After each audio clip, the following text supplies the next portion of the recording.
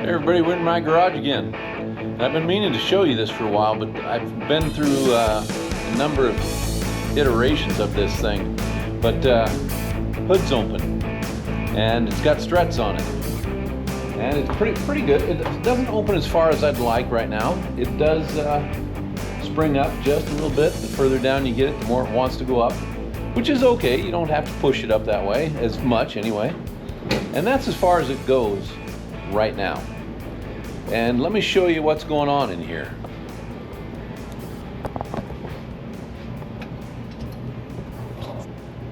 All right there you have the struts. Now on the top it's mounted in the original location. On the bottom it is 4 inches below the normal mounting location. 4 or 5 depending on which hole you use. And it has just enough stroke, which is the distance right here, to close this hood.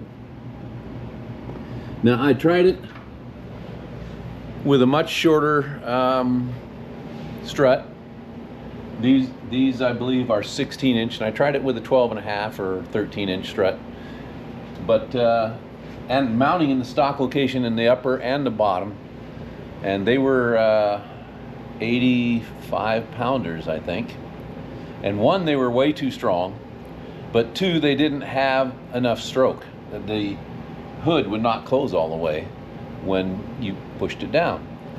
So I then tried to mount them almost horizontally using the stock location, and if you look way back here, maybe you can see it. Let's try. See where my fingers are? Right up in here, there's a button right here. That's the hole I had it mounted in. Now at a horizontal level, it takes a lot stronger strut to hold this up. And the 85 worked just fine at that level, but it didn't fit well between that brace and right in between the hinges there. Can you see that there? I think you can, right in between there. The hinge bumped the edge of the firewall on that side, and it pushed against the metal on this side. It actually popped off the ball stud twice while I was trying to adjust it with some shims and spacers and things, but I couldn't get it to work right. So I've got some longer struts now. Like I said, these are 16 and they're mounted below the original holes by about 4 inches, and you think that's 4 inches more room I have, right, to move. Incorrect. The struts, when you figure in a strut, every inch of strut length you increase is half an inch of travel. So these are 4 inches, not quite 4 inches more, they're longer overall. So I have 2 inches more travel. That's because the body of the shock has to be about half the length of the rod in order for it to compress up and down all the way.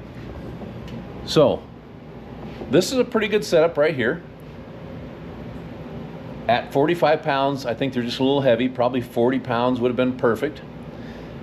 And I think I need longer struts yet.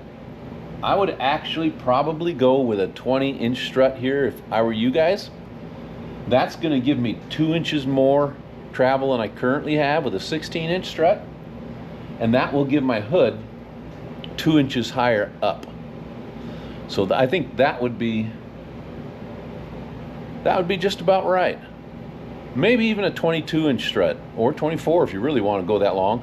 You just have to drill your mounting hole, that bottom one, further down, as far down as you can get it with your 22-inch strut or 24 or whatever you want to put here. But a 40-pound strut in that configuration, 40 or 45, really 45 is not bad, would work great.